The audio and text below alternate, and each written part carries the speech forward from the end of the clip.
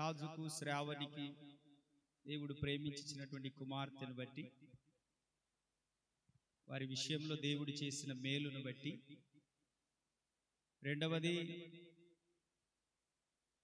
అబ్రహామన్న alias Kondanna దానక్కను దేవుడు ప్రేమించి వారికి ఇచ్చినటువంటి కుమారుడు దినేషు గిరిజాను, వారిరువురికి సంతానమైనటువంటి ఇద్దరు పిల్లలు. చిన్న పాప విషయంలో కూడా దేవుడు చేసిన మేలును బట్టి, అబ్రహామన్న విషయంలో దేవుడు చూపినటువంటి ఆశ్చర్యమైన కృపను, క్షేమము, ఆరోగ్యమును బట్టి వారి కుటుంబాలు ఏర్పాటు చేసుకున్నటువంటి ఈ కృతజ్ఞత స్తుతి కూడిక ఇది. దేవునికి స్తోత్రం. దేవుడు ఎంతగానో మేలు చేశాడు. అందుకే దేవుడు మంచివాడు. చెప్పండి చెప్పండి, అది చెప్పరు. ఆగండి, పెడతారు, ఆగండి.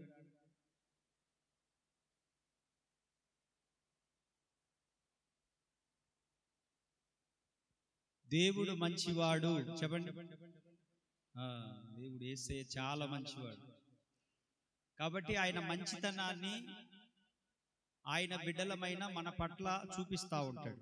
ఆయన మంచితనాన్ని సంఘ ప్రార్థన, దైవజనుల ప్రార్థన, దానక్క ప్రార్థన లేదా శ్రావణి, ఇలాగున దేవుని సన్నిధిలో ప్రార్థించి ధూపము వేస్తూ ప్రభు సన్నిధిలో కనిపెడుతున్న వారిని బట్టి కొంతమందిని దేవుడు కనికరిస్తూ ఉంటాడు.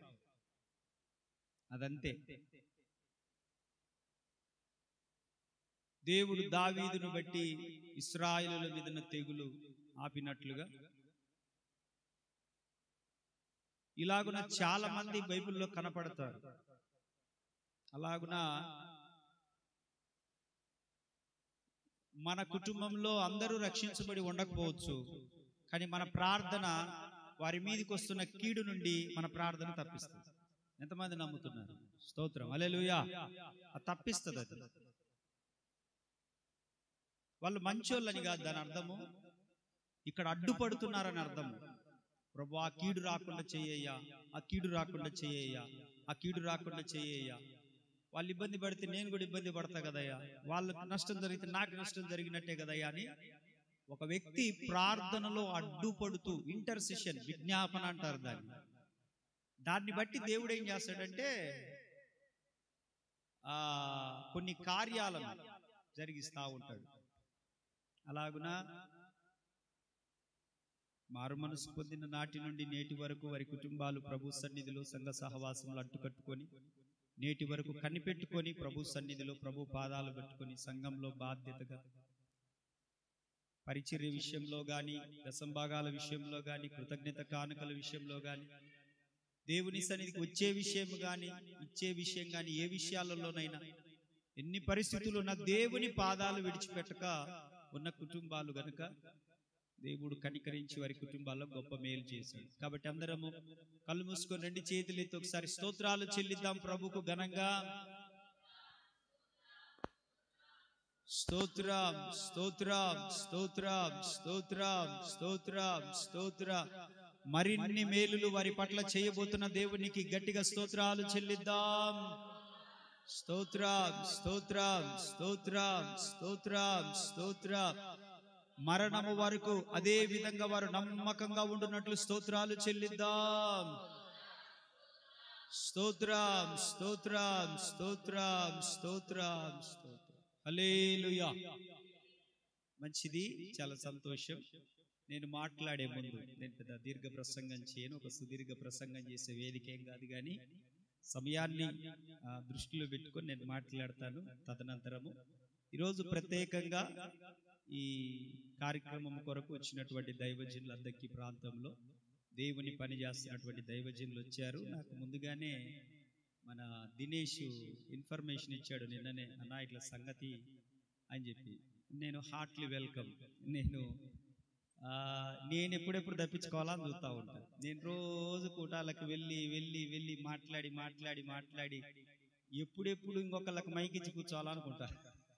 కొంచెం ఎనర్జీ సేవ్ అవుతుంది అన్నట్టుగా మొత్తానికి నాకు గుడ్ న్యూసే అన్నమాట. అది మరొక దైవజనులు మన మధ్యలో ఉండడం అనేది మనకు ఆశీర్వాదకరమైన విషయం, ఆ కుటుంబానికి దీవెనకరమైన విషయం. మన తమ్ముడు దినేష్తో మంచిగా సుపరిచితులు దైవజనులు జాన్ పాల్ గారు ఉన్నారు. కొద్దిసేపు వారు కుటుంబాన్ని విషయమై మనందరి విషయమై దేవుని వాక్యాన్ని అందిస్తారు. ఆయనను ఆహ్వానిస్తాం. అందరూ చప్పట్లు కొడుతూ దేవుని గణపరుద్దాం. ఇప్పుడు పెట్టుకోండి.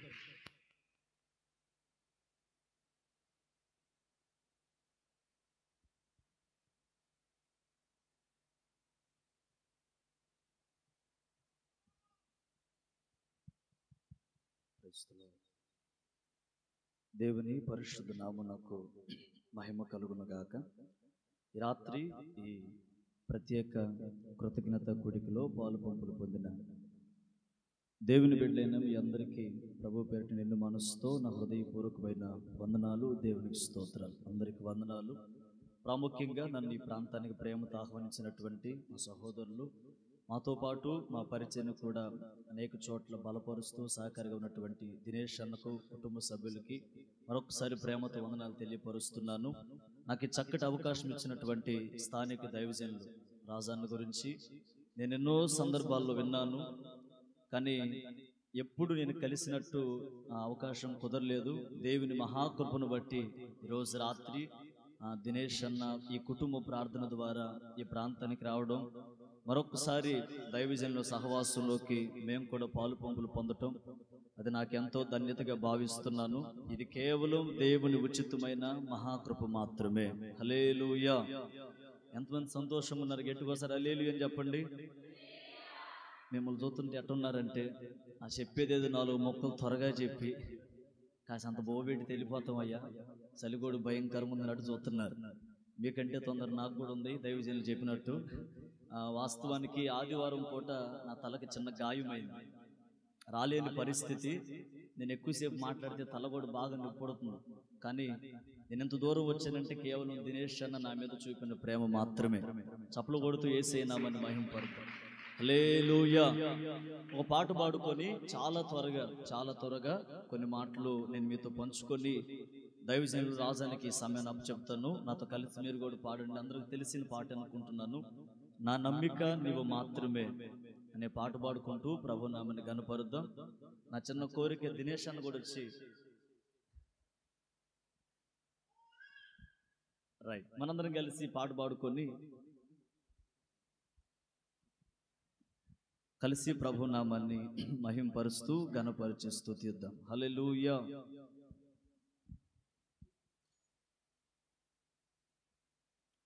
ఎన్ని కష్టాలైనా బెదరను, ఎంత బాధైనా వెనుదిరుగను, ఎన్ని కష్టాలైనా బెదరను, ఎంత బాధైనా వెనుదిరుగను, నా నమ్మిక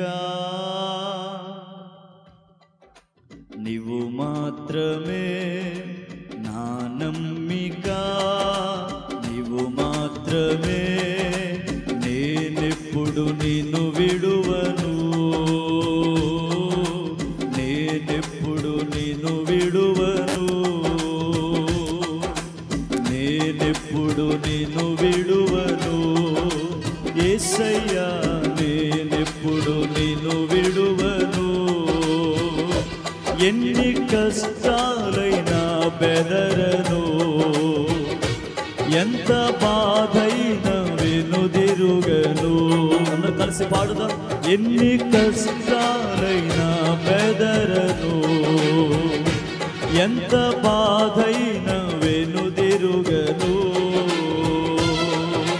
నా నమ్మిక నీవు మాత్రమే, నా నమ్మిక నీవు మాత్రమే.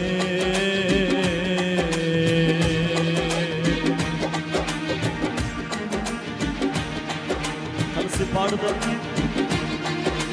1, 2 రెండు చరణాలు పాడి ప్రభు నామని కనపడతాం.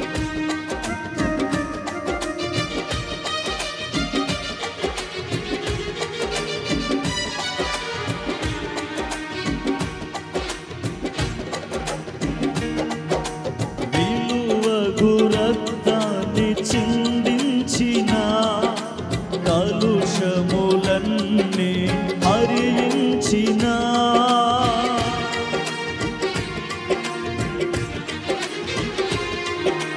విలువగు రక్తాన్ని చిందించిన కలుషములన్నీ హరించిన నీ ప్రేమను ప్రకటింతును, నీ ప్రేమను ప్రకటింతును, నీ సేవ జరిగింతును యేసయ్యా, నీ సేవ జరిగింతును. ఎన్ని కష్టాలైనా బెదరను, ఎంత బాధైనా వెనుదిరుగను, ఎన్ని కష్టాలైనా బెదరను, ఎంత బాధైనా వెనుదిరుగను.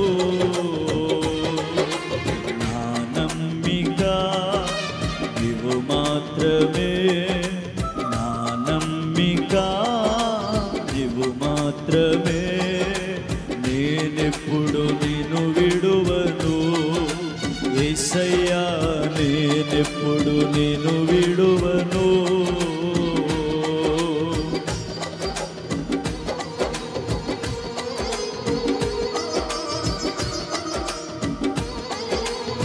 ఆఖరి చరణం పాడి ప్రభు నామాన్ని మహిమపరచు.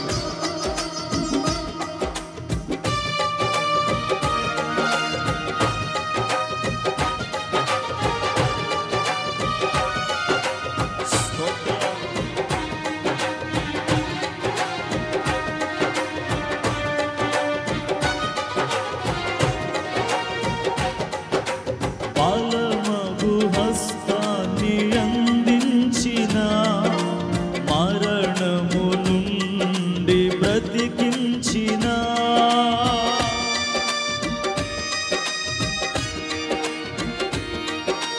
బలమగు హస్తాన్ని అందించిన, మరణము నుండి బ్రతికించిన, నీ చాటున నివసింతును, నీ చాటున నివసింతును, నీలోని ఫలింతును, నీలోని ఫలింతును. ఎన్ని కష్టాలైనా బెదరను, అందరు కలిసి పాడుదాం. ఎంత బాధైనా వెనుదిరుగను, ఎన్ని కష్టాలైనా బెదరను, ఎంత బాధైనా వెనుదిరుగను. నా నమ్మిక నీవు మాత్రమే, నా నమ్మిక నీవు మాత్రమే, నేనెప్పుడు నిన్ను విడువను యేసయ్యా, నేనెప్పుడు నిన్ను విడువను, నేనెప్పుడు నిన్ను విడువను యేసయ్యా, నేనెప్పుడు నిన్ను విడువను. ఎన్ని కష్టాలైనా బెదరను, ఎంత బాధైనా వెనుదిరుగను, ఎన్ని కష్టాలైనా బెదరను, ఎంత బాధైనా వెనుదిరుగను, ఎన్ని కష్టాలైనా బెదరను, ఎంత బాధైనా వెనుదిరు. ఇంకొకసారి కలిసి పాడుదాం అందరం.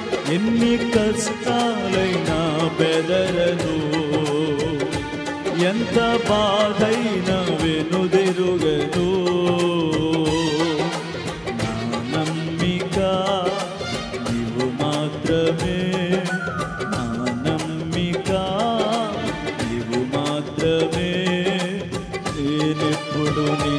విడువను, యేసయ్యా నేనెప్పుడు నిన్ను విడువను, నేనెప్పుడు నిన్ను విడువను, యేసయ్యా నేనెప్పుడు నిన్ను విడువను. హల్లెలూయా. శబ్దం బిగ్గరగా హల్లెలూయా.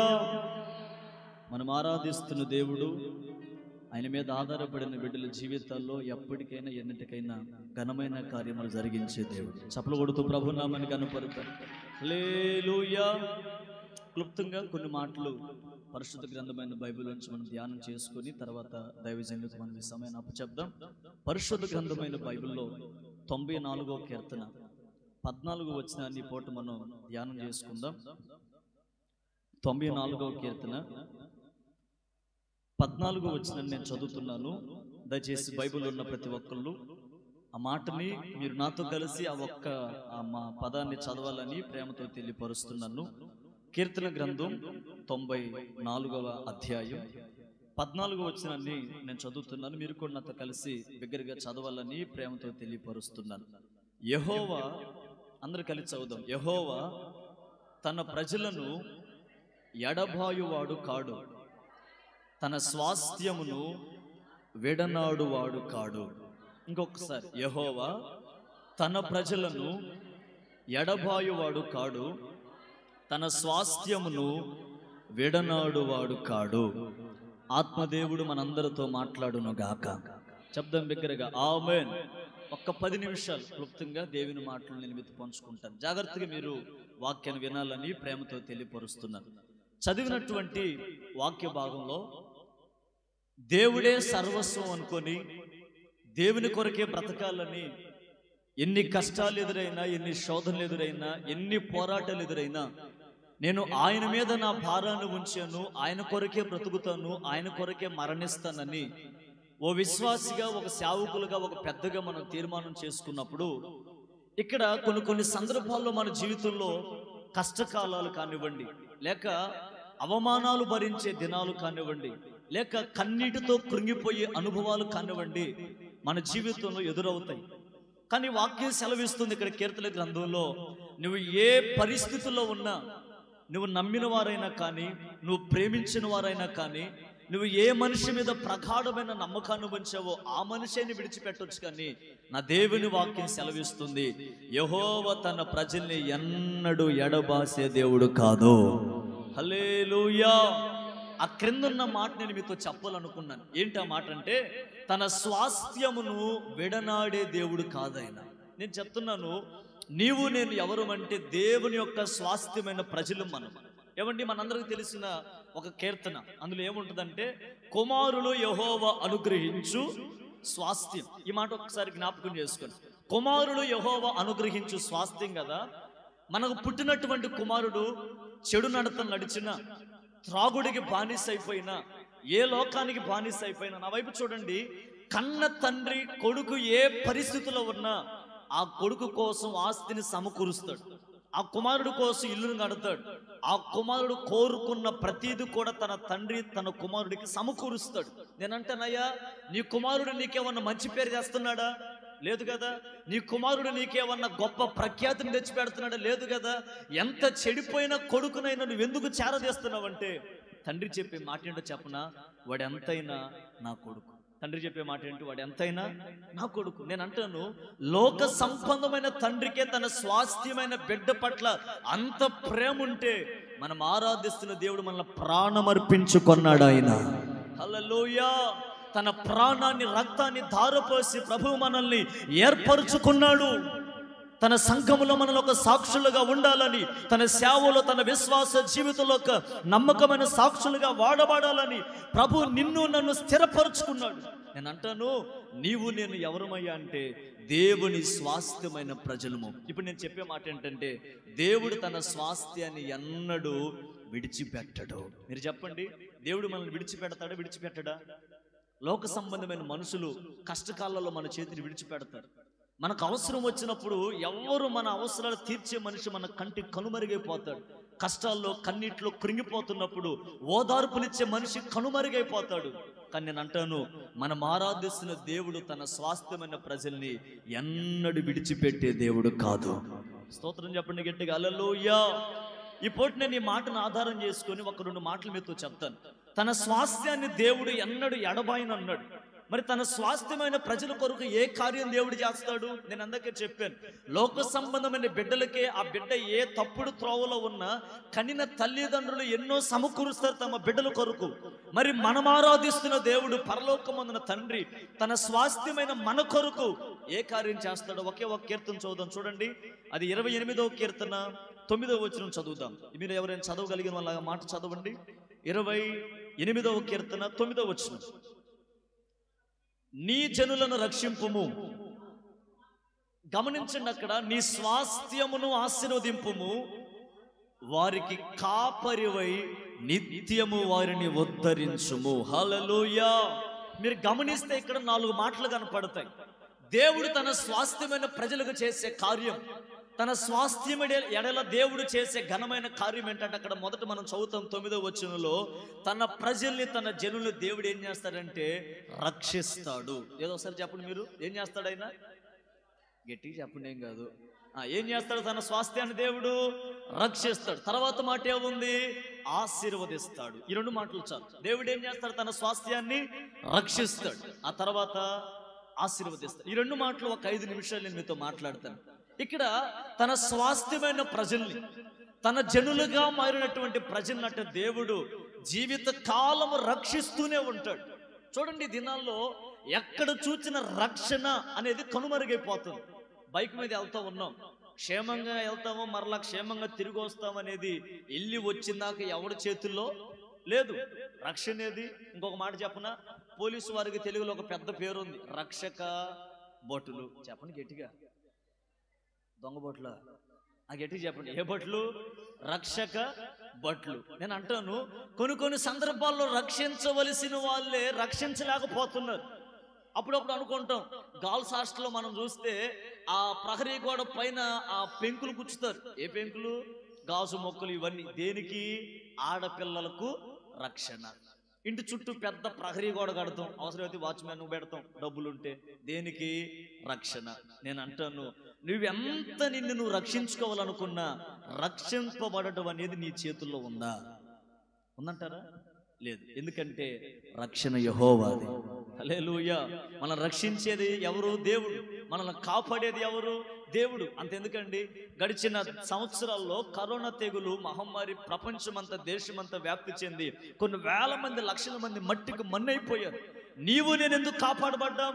నీవు నేను ఎందుకు రక్షింపబడ్డావు అంటే, మనం రక్షించింది మన డబ్బు, మన బలం, మన జ్ఞానము కాదు, కానీ కేవలము దేవుని కృప మాత్రమే. చప్పలు కొడుతూ ప్రభు నామని గణపరచండి గట్టిగా, హల్లెలూయా. నువ్వు రక్షింపబడింది కేవలం దేవుని కృప ద్వారా మాత్రమే. నీవు ఈ ఉచితమైన రక్షణ అనుభవిస్తుంది కేవలము దేవుడిచ్చిన ఉచితమైన రక్షణని గుర్తుపట్టగలిగితే, ఆ రక్షణ అనుభవాన్ని, ఆనందాన్ని కడవరకు నీవు అనుభవించేటట్టుగా ఆకాశమందున దేవుడి నీ పట్ల కార్యము జరిగించును గాక. చెప్పండి ఆమేన్, హల్లెలూయా. మన దేవుడు తన స్వాస్థ్యాన్ని ఏం చేస్తాడంటే రక్షిస్తాడు. నిజమే. ఈ పూట దేవుని దాసులు దినేష్ అన్న ఈ ప్రార్థన కూడికి ఎందుకు ఏర్పాటు చేశారు చెప్పనా? తన కుటుంబాన్ని దేవుడు అపాయము నుంచి రక్షించాడు. నా జీవితంలో కూడా ఒక మాట నేను చెప్పగలుగుతాను, నేను ఎవరితో పడితే వాళ్ళతో ఎక్కువ స్నేహం చేయను, నాకు అసలు స్నేహితులే ఉండరు. నా టైంలో, నా జీవితంలో ఎక్కువ సమయాన్ని గడిపిన వ్యక్తి ఎవరయ్యా అని చూస్తే అది దినేష్ అన్న మాత్రమే. నేను బలిపీఠం చెందుతున్న ఈ మాట చెప్తున్నాను. నేను ఇన్స్ట్రుమెంట్ ప్లేయర్లతోనైనా, సేవకులతోనైనా, లేకపోతే మా విశ్వాసులతోనైనా, మా బిడ్డలతోనైనా గడిపే సమయం కంటే నేను ఎక్కువ సమయాన్ని గడిపింది దినేష్ అన్నతోనే. అన్న ప్రతి విషయం నాతో పంచుకుంటారు.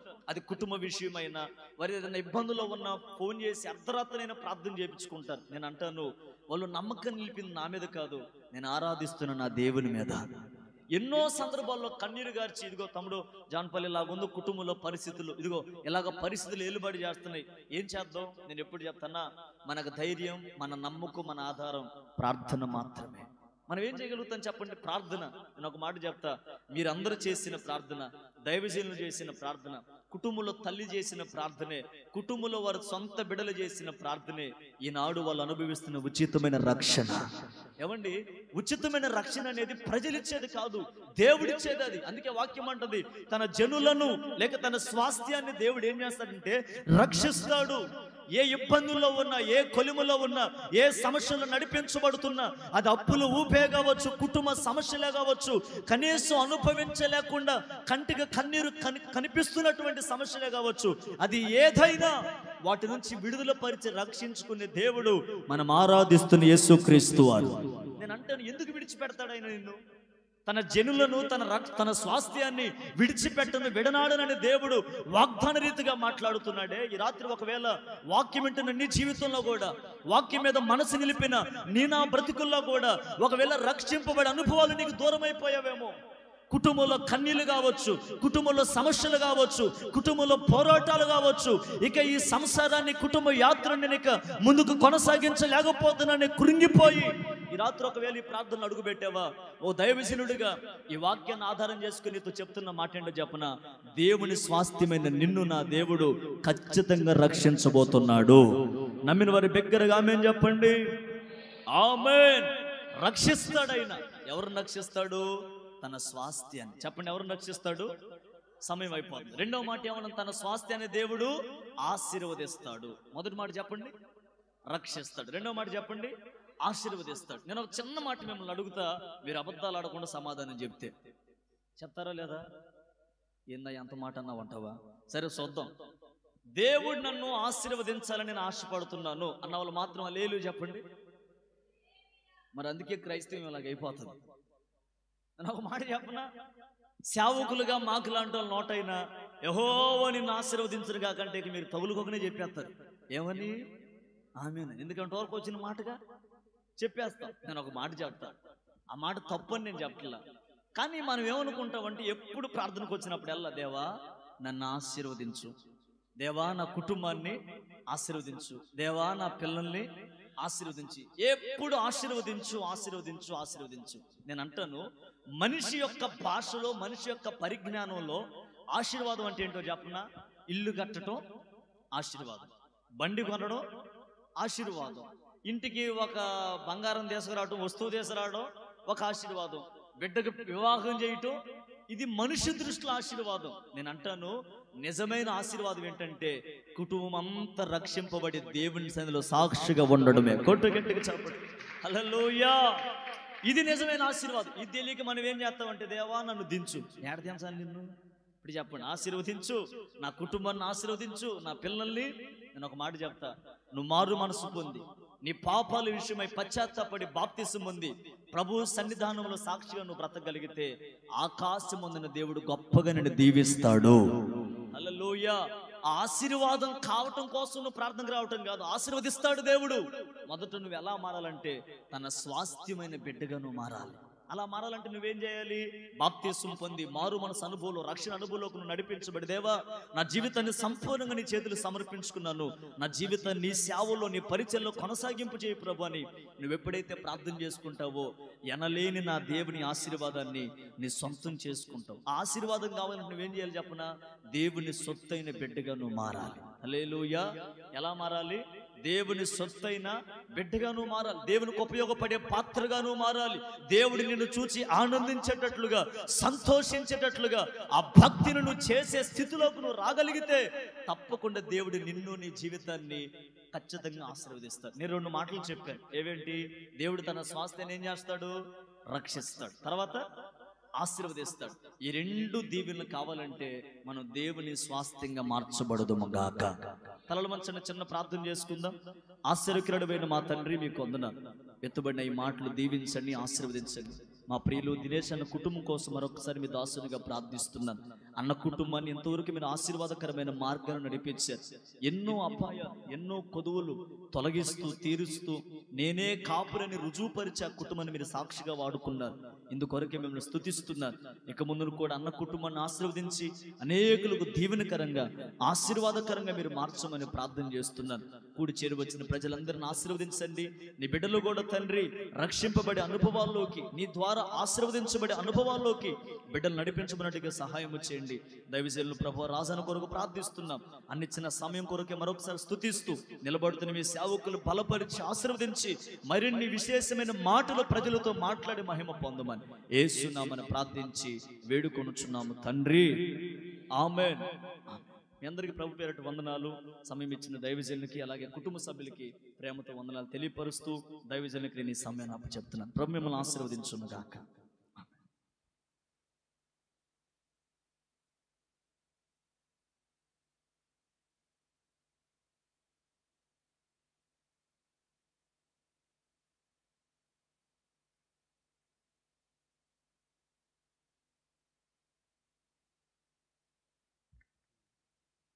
దేవునికి స్తోత్రం. హల్లెలూయా.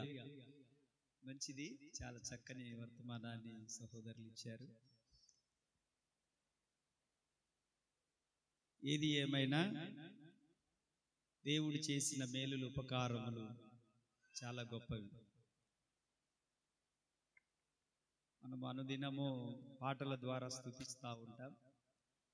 కానీ అంతకు మించి మనం ప్రార్థనలో వ్యక్తిగతంగా మనము మోకరించినప్పుడు రాత్రులలో దేవునికి ఎంతో కృతజ్ఞత చెప్పాలి. మనం రాత్రులలో దేవుని స్తుతించాలి. ఆ విషయంలో ఎప్పుడు నాకు అది కావాలి, ఇది కావాలి, ఇది కావాలి, అది కావాలి, అది కావాలి, ఇది కావాలి, ఇదే అట్లనే ఉండకుండా కొంచెం మార్పులోనికి రావాలి. ఆ విషయంలో దేవుణ్ణి స్తుతించే విషయంలో నువ్వు ఫలాంది ఇచ్చినందుకై వందనాలయ్యా, ఆరోగ్యం ఇచ్చినందుకై వందనాలయ్యా, మేలు చేసిన ఇందుకై వందనాలయ్యా, క్షేమం ఇచ్చినందుకై వందనాలు, ప్రయాణాన్ని దీవించారు వందనాలు, పిల్లలను ఆరోగ్యంతో ఉంచారు వందనాలని మనం ఎక్కువగా వందన సమర్పణ చేస్తూ ఉండాలి ప్రభు సన్నిధిలో కూర్చొని. దేవునికి స్తోత్రం. కాబట్టి అందరం చర్చిలకు వెళ్ళే వాళ్ళమే. ఓ చిన్న ప్రార్థన చేద్దాం. మనం ఓ చిన్న ప్రార్థన కళ్ళు తెరుచుకొని నేను చెప్పేది చెప్పండి చాలంతే. దావీదు చేసినటువంటి ప్రార్థన ఒక చిన్న ప్రార్థన.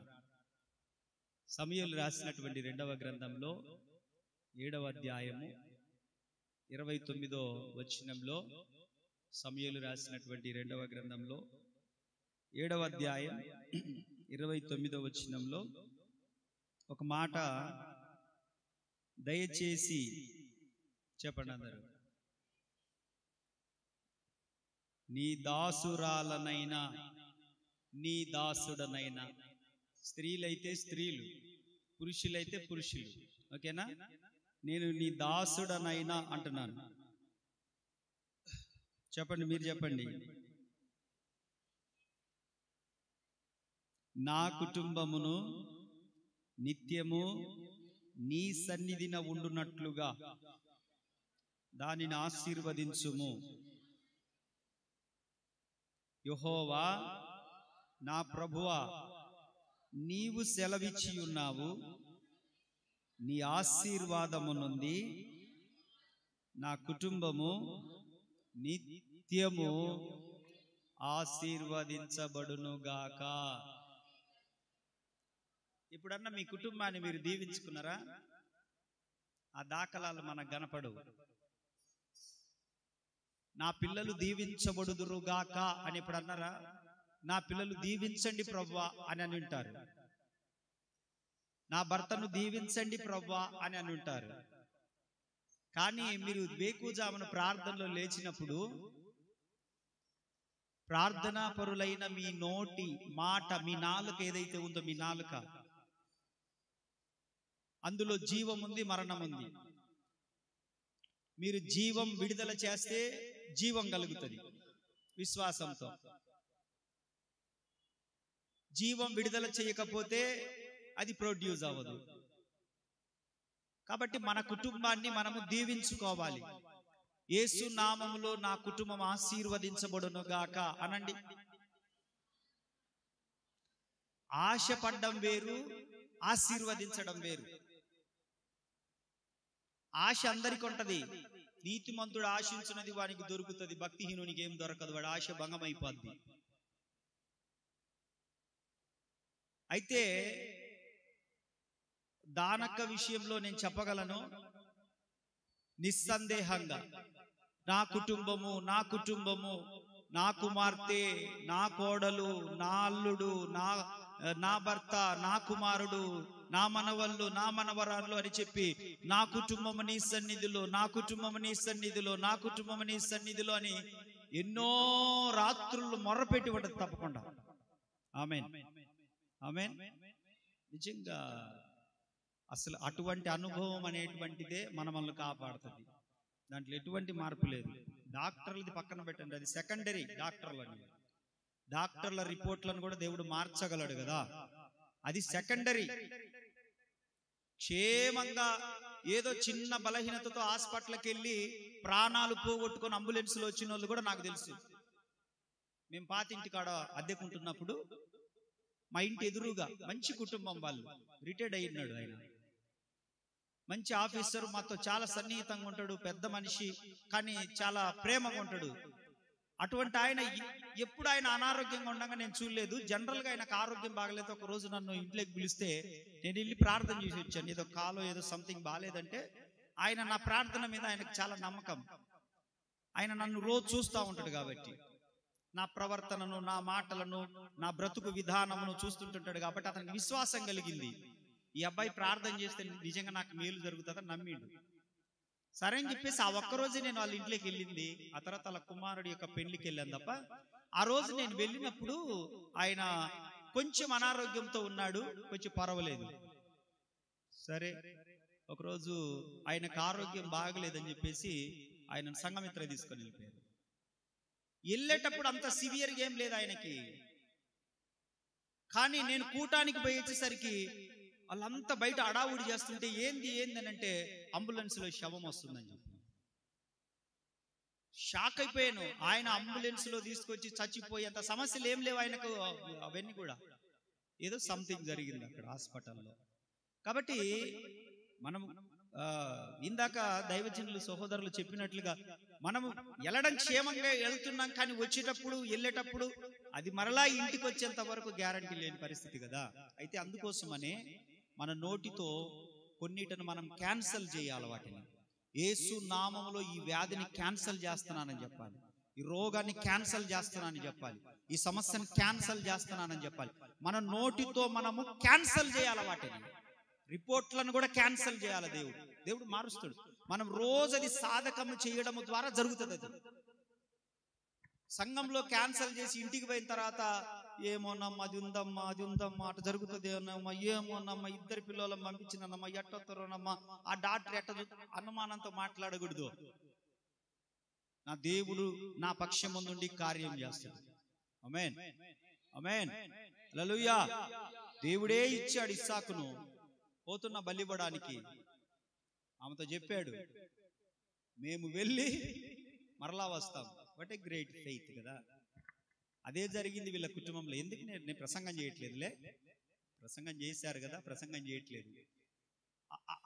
నేనేమంటున్నానంటే అటువంటి ప్రార్థన, అటువంటి భక్తి జీవితము, అలాగని కష్టాలు రాలేదా, సమస్యలు రాలేదా, ఇబ్బందులు రాలేదా, శోధనలు రాలేదా, ఇంట్లో అన్ని వస్తాయి.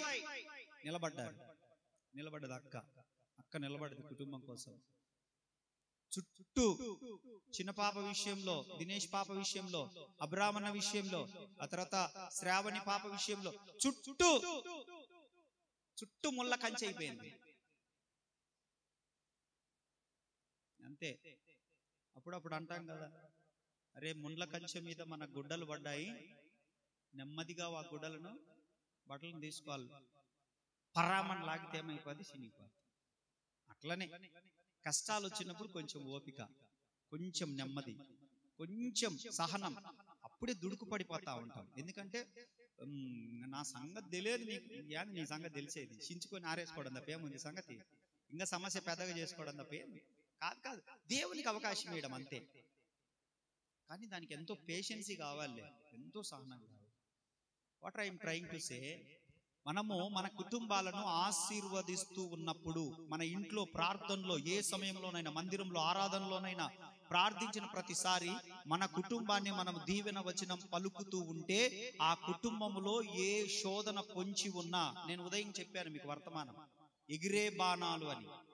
ఆ బాణాలు ఏంటివో చెప్పాను, ఎలా బాణాలు ఎగిరొస్తాయో చెప్పాను.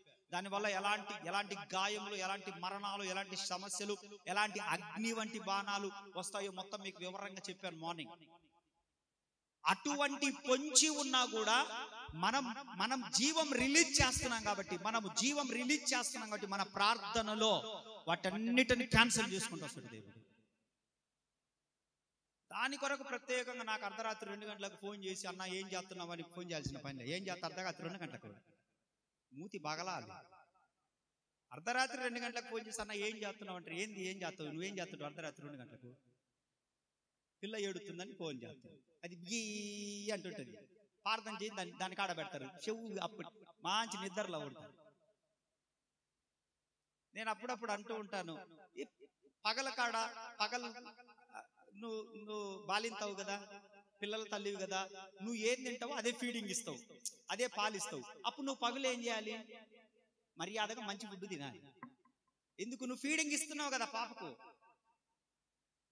నీలో నుంచి వెళ్ళి ఆ ఫీడింగ్ వల్లే కదా వాళ్ళు ఏడుతుండ్రు అర్ధరాత్రి.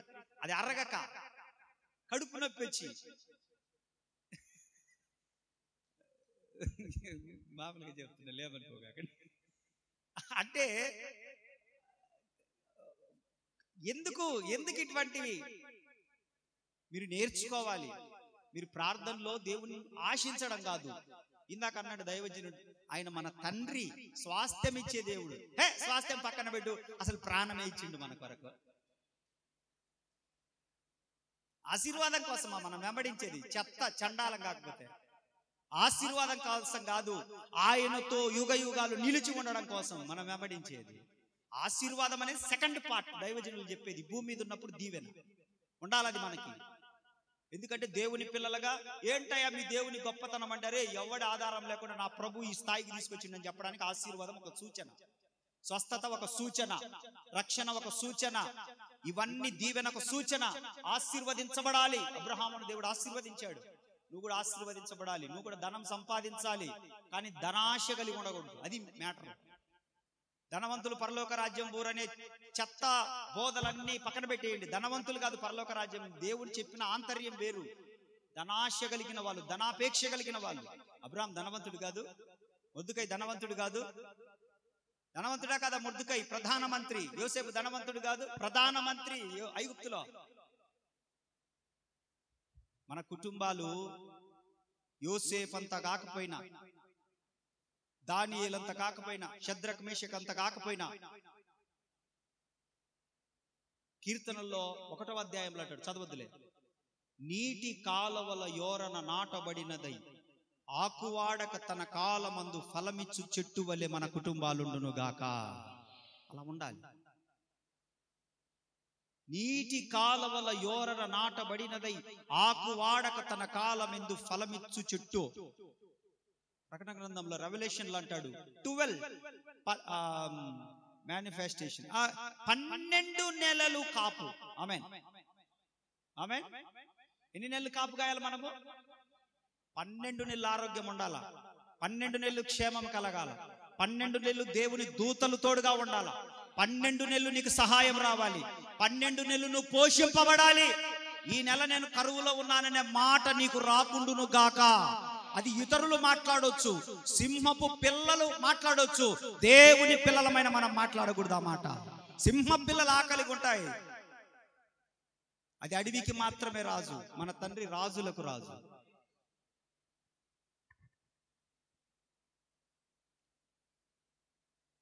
ఇందాక నేనేదైతే మాట్లాడాలని చెప్పేసి ప్రార్థనలో గడిపి వచ్చానో వాటి గురించి మాట్లాడుతా ఉన్నాడు. అంటే వన్నెస్ స్పిరిట్ పనిచేస్తా ఉంది ఇక్కడ.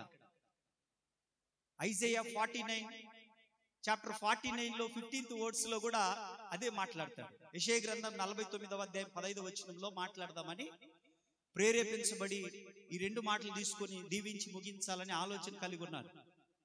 ఓ మాట చదవండి. ఎంత అద్భుతమైన, ఇది మనందరిది. వాళ్ళ 3 కుటుంబాలది కాదు, అందరిది ఇది. Entire families, entire God family అంతే. ఒక మాట చదవండి, ముగించుకుందాం. Isaiah chapter 49 verse 15. స్త్రీ తన గర్భమున పుట్టిన బిడ్డను కరుణింపకుండా తన చంటి పిల్లను మరచునా, తన చంటి పిల్లను మరచునా. ఒకవేళ పర్హాప్స్ ఇన్ కేస్ వారైనా మరచుదురేమో గాని నేను నిన్ను మరువను. ఎక్కడన్నా ఉందా? దానిపైన ఒక మాట ఉంటుంది, ఇంకా అద్భుతమైన మాట. దానిపైన పై వచనంలో ప్రభు నన్ను మరచి ఉన్నాడు అని అనుకుంటాం మనం. ఎందుకంటే కష్టం వచ్చింది, ఎందుకంటే డబ్బులు ఎవరు ఇవ్వట్లేదు, వడ్డీకి 50,000 అడిగిన ఎవరు ఇలా, అందుకు ప్రభు నన్ను మర్చిపోయింది. నాకు ఆ రోగం వచ్చేది, ప్రభు నన్ను, నేను బండి మీద నా తోవన పోతుంటే ఎదుడోడు వచ్చి నన్ను గుద్దిండు, ప్రభు నన్ను. అర్థమవుతుందా ఎంత నెగిటివ్ గా మాట్లాడతాం మనం? అవే ఆ సూచనలు, నిన్ను ప్రభు మర్చిపోయాడని. ప్రభు నిన్ను మర్చిపోయింటే నీకు ఆయుష్నిచ్చేవాడు కాదు అసలు ముందు. ప్రభు నిన్ను మర్చిపోయింటే కరోనాలను కనబడేదానివి కాదు అసలు ముందు. ప్రభు నిన్ను మర్చిపోయింటే ఇంటిలో రాత్రి పండుకున్నప్పుడు ఉదయం తెల్లవారుజామున ప్రార్థనకు లేచినప్పుడు నువ్వు అసలు కనపడేదానివి కాదు. ప్రభు నిన్ను ఎప్పుడు మర్చిపోలేదు. ఆమేన్. ప్రభు కార్యములు చేయనంత మాత్రాన మర్చిపోయినాడు అనగాక. ఇప్పుడు ఒక ప్రశ్న వేశాడు ప్రభు, మనందరికి ఒక ప్రశ్న వేశాడు. ఇక్కడ ఉన్న వాళ్ళకి ముగిస్తున్నాను. ఒక ప్రశ్న వేశాడు, తన చంటి పిల్లనైనా మరచునా? మరుస్తారా? నీ బేబీని మరుస్తావా శ్రావణి? మరవదంట. మీరు మరుస్తారా? చిన్న బేబీ అది, శాంతమని నీ కూతుర్ని మరుస్తావా నువ్వు? మరవదంట. పగులంతా వాళ్ళకు మంచి చేసి చెడు చేసి మంచి చేసి పాలిచ్చి స్నానాలు చేపించి కడిగి చెంది తిని తినక రాత్రులలో పక్కన వేసుకొని పాలిస్తూ ఇస్తూ ఇస్తూ ఇస్తూ భయంకరంగా నిద్రపోతే ఒక్కసారి పిల్లలు కింద పడి అంటారు. ఎందుకంటున్నారు అట్లా? What happened is there? నువ్వు మరిచిపోయి నిద్రపోయావు. బట్ నువ్వేమంటున్నావు? I can't forget, I never forget, it is nothing happen. ఇంకా ఇది ఈజ్ ఇట్ ట్రూ? ప్రభు అంత అమాయకంగా ప్రశ్న వేశాడా? హలో, అంత అమాయకుడా ప్రభువు? అంత ఇగ్నోరెన్స్ గా మాట్లాడుతున్నాడా? నో. అందుకే అంటున్నాడు, అమ్మా బిడ్డ, నువ్వు మరిచిపోయి నిద్రపోతావురా. నువ్వు కావాలని నిద్రపోవు, మరిచిపోయి అలసిపోయి నీ బిడ్డకు నువ్వు కావాల్సినదంతా ఇచ్చి ఇచ్చి ఇచ్చి అలసిపోయింటావు పగులంతా. అప్పుడు రాత్రి 11-12 గంటల టైంలో అది నిద్రపోయిందని నువ్వు నిద్రపోతావు. అది మెలకు వచ్చది, ఇట్టిట్ట కదులుతుంది. అప్పటికే నువ్వు సైడ్కి వచ్చింటావు, అది దబీమని మనం మర్చిపోయినందుకేగా. ప్రభు అంటాడు, అందుకే అంటాడు, ఒకవేళ అలాంటి పరిస్థితిలోనైనా మర్చిపోతావు గాని నిన్ను నీ బిడ్డలను నేను మరచిపోజాలను, అప్పుడు కూడా నేను కాపాడుకుంటాను అంటున్నాడు ఆయన. అది మ్యాటర్. దేవుడు నమ్మదగిన వాడు. కనిపెట్టుకొని ఉండాలంతే, కనిపెట్టుకొని ఉండాలి. ఒకటా రెండో చెప్పుకుంటూ పోతే వాళ్ళ కుటుంబాలలో వరుస పెట్టి చెప్పొచ్చు, వరుస పెట్టి మరణపాయకరమైన పరిస్థితులు దాకా తీసుకొని వెళ్ళి సొంత తల్లే నా బిడ్డను నేను చూసుకోలేనా అనే అనుమానాలతోటి ఉన్న పరిస్థితిలో కూడా దేవుడు ఆ బిడ్డను ఎత్తుకొని ఇంటికి తీసుకొచ్చేటట్టు చేసిండు. చప్పట్లు కొడుతూ దేవునికి ఆ బిడ్డ ఇంటికి తీసుకొని వచ్చేటట్టు. అంతే, అయిపోయాయి. ఏందండి ఇంతకంటే గొప్ప కార్యం ఏం కావాలి మీకు? ఏదైనా సూచన ఏంటి? నీ 100 సూచన. నీకే నమ్మకం లేని, ఇందాక ఉదయం గిరిజ తల్లి ఒక పాట పాడింది, ఈ మనుషులు ఈ వైద్యులు ఎన్నెన్నో చేసినా గాని నా ప్రాణము నా దేహము నీ స్వాధీనమే గదయ్యా, సృహలేని వేళ నీ ఊపిరిని ఎవరు పోసింది? మమ్మీయా? మేయ పోసిండా? ఎవడు పోసిండే నీకు? ఎవడు పోసింది మనకు? నీకు తోడుగా ఎవరు వచ్చారు? నీ హాస్పిటల్లో నీ బిడకి ఎవరున్నారు తోడు? నీకెవరున్నారు తోడు? నువ్వు ఒక చాట, నీ బిడ్డ ఒక చాట, ఎవరున్నారు తోడు? మీ అత్త ఉంది అనుకున్నా, మీ అమ్మ ఉంది అనుకున్నా, వాళ్ళు కాదున్నది. యేసయ్య ఉన్నాడు నీ బిడ్డ దగ్గర. అక్కడ యేసయ్య ఉన్నాడు. వాళ్ళు ఓన్లీ నిలబడి ఉన్నారు, కాచుకున్నారు అంతే, అటెండెన్స్ గా కాచుకున్నారు. యేసయ్య ఉన్నాడు అక్కడ. అదే వార్డులో ఎంతో మంది పాతి పెట్టడానికి తీసుకొని పోయినరు, కానీ మనం ప్రార్థన పెట్టుకోవడానికి తీసుకొచ్చుకున్నాం. మనం అది మన ప్రభు గొప్పతనం. What I'm trying to say, ఆయన మరచిపోజాలడు మీ కుటుంబాలను. ఇప్పటికి కాదు, ఎప్పటికీ. కేవలం వాళ్ళ 3 కుటుంబాలనే కాదు, మనందరి కుటుంబాలను ఎప్పటికీ మర్చిపోడు. అందుకే ఇందాక మీకు ఆ ప్రార్థన చేయించా, యెహోవా నిత్యము నీ దాసుడనైన నా కుటుంబము నీ సన్నిధిని ఉండునట్లు ఆశీర్వదించు. ఆ ప్రార్థన నేర్చుకోవాలి మీరు. ఆ మాట టిక్ చేసుకొని సమూయేలు రాసిన 2వ గ్రంథంలో 7వ అధ్యాయం 29వ వచనంలో ఆ ప్రార్థన చేస్తూ ఉండండి. నేను చెప్తున్నాను, ఎందుకంటే మా అమ్మ చేస్తూ ఉంటది కాబట్టి. నాకు బాగా తెల్లవారుజాము లేచినప్పుడు మా అమ్మ దీవిస్తూ ఉంటది కాబట్టి, మమ్మల్ని అందరినీ నా తలపైన పెట్టి దీవిస్తూ ఉంటది కాబట్టి, మా అన్నోళ్ళ గురించి, మా పిల్లల గురించి, నా భార్య గురించి, మా వదినోళ్ళ గురించి, మనవళ్ళ గురించి, మనవరాళ్ళ గురించి, అందరి గురించి దీవిస్తూ ఉంటది కాబట్టి ఆ దీవెన మా పైన నిలబడిపోయింది. ఇంకొక అద్భుతమైన విషయం చెప్తా, ఎవ్వడికి తెలియదు. చాలా మంది దైవజనులకు కూడా తెలియదు ఇప్పుడు నేను చెప్పబోయే విషయం. పనికి మళ్ళా బోధలు చేసి జనాల నాశనం చేస్తా ఉన్నారు. అద్భుతమైన విషయం చెప్తా మనందరికీ. నువ్వు మారు మనస్సు పొందనంత వరకు నీ తండ్రుల మీద గాని, నీ పితరుల మీద గాని ఉన్న శాపము గాని, రోగము గాని నీ పైన పనిచేస్తుంది. ఎప్పుడైతే నువ్వు యేసుక్రీస్తు రక్తంలో కడగబడ్డావో అప్పుడు ఆ శాపం ఆగిపోద్ది. నువ్వు అసలు భయపడాల్సిన పని లేదు. మా ఊళ్ళకు ఉంది కాబట్టి నాకు వచ్చిందని అనడానికి లేదు. ఎందుకో తెలుసా? నీ కొరకు దాన్ని బ్రేక్ చేస్తాడు ఆయన. నీ తరం నుండి యేసు నామములో నీ కొరకు బ్రేక్ చేస్తాడు ఆయన, అంతే. వాళ్ళ మీదున్న రోగం నీ మీదికి రాదు. మా ఊళ్ళు 50 ఏళ్ళకే చచ్చిపోయినారు, అందుకు నేను 50 ఏళ్ళకే లేదు, క్యాన్సల్ చేస్తాడు దేవుడు దాన్ని. ఎందుకనంటే జీవ మరణములు నాలుక వశంలో ఉన్నాయి. అట్లా కొంచెం మెచ్యూర్డ్గా మనం ఆలోచించినప్పుడు విశ్వాసము అంటాం. మనం విశ్వాసపు భాష మనం మాట్లాడినప్పుడు ఫెయిత్ లాంగ్వేజ్, తప్పకుండా దేవుని కార్యాలు మనం చూస్తాం. నేను సంఘంలో కూడా అదే ప్రకటిస్తాను, అదే దీవిస్తూ ఉంటాను. సంఘంలో నేను ఎంత దీవిస్తూ ఉంటానో అంత ఆత్మదేవుడు పనిచేస్తూ ఉంటాడు, అంతే. కాబట్టి ఈ కార్యక్రమం వారి కుటుంబాలకు దీవెనకరంగా ఉండాలి. ఇంకా దేవుడు వారికి మేలులు చేయాలి. ఇంకా వారి పిల్లలు ఇందాక నేను చెప్పినట్లుగా నీటి యోరన నాటబడిన చెట్ల వలె ఫలించాలి.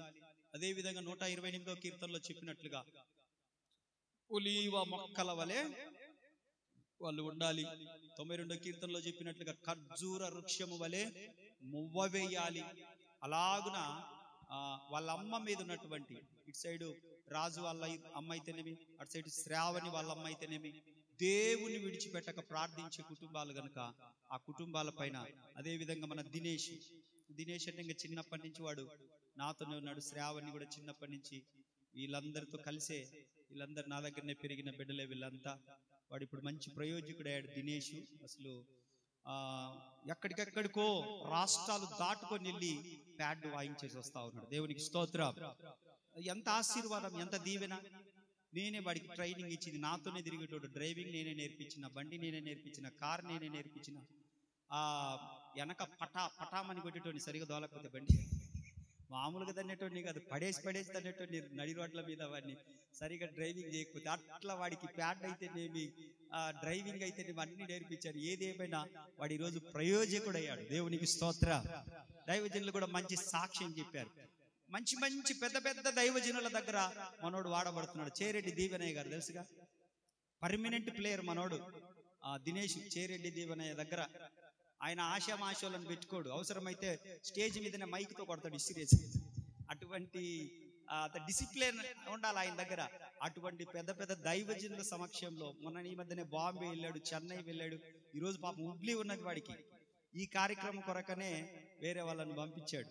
అలాగున దేవుడు తన కుటుంబాన్ని కూడా వాళ్ళ కుటుంబంలో కోడలు గిరిజ చాలా ఓపిక గలది. పాపకు బాగలేని టైంలో మేమందరం అక్కడికి వెళ్ళినప్పుడు పాపం ఉన్న 2-3 నెలలు అస్సలు ఒక పెద్ద మనిషి కదా, ఒక పెద్ద వయసురాలు కదా, ఓపికతో చేసినట్టుగా యవ్వన బిడ్డ అయినా కూడా అంత ఓపికతో చేసింది. కాబట్టి సభాముఖంగా గిరిజను కూడా అభినందించాల్సిందే. ప్రభు తన కుటుంబాన్ని దీవించును గాక. అలాగున కుటుంబం అంతట్లో దేవుడు చేసిన మేలు ఉపకారాలను బట్టి దేవునికి మహిమ కలుగును గాక.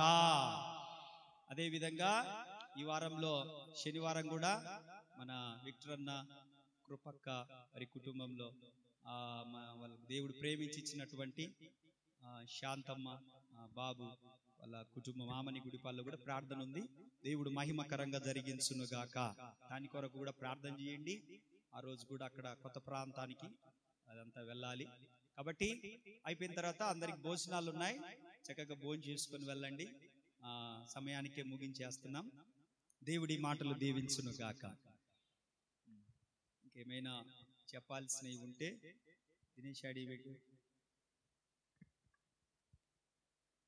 ఏమైనా ఉన్నాయా? ఏం లేవా? అమ్మేది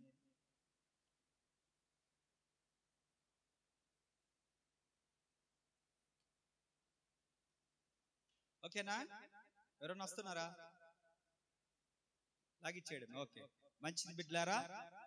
చిన్న ప్రార్థన చేసుకొని ఆశీర్వాదంతో ఈ కార్యక్రమాన్ని ముగించుకుందాం. ప్రత్యేకించి వచ్చిన మీ అందరికీ శుభములు కలుగును గాక. వారి కుటుంబం తరపున మీకు కృతజ్ఞత వందనాలు తెలియజేస్తున్నాం.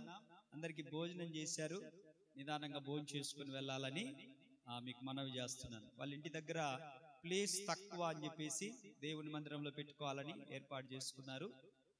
ఈ చీకట్లోనైనా మీరు అందరూ వచ్చారు, అందుకు సంతోషం. చిన్న ప్రార్థన చేసుకొని ఆశీర్వాదంతో ఈ కార్యక్రమాన్ని ముగించుకుందాం. ప్రేమ కలిగిన తండ్రి, విశేషమైన నీ కృపను బట్టి నేను స్తుతిస్తున్నాను.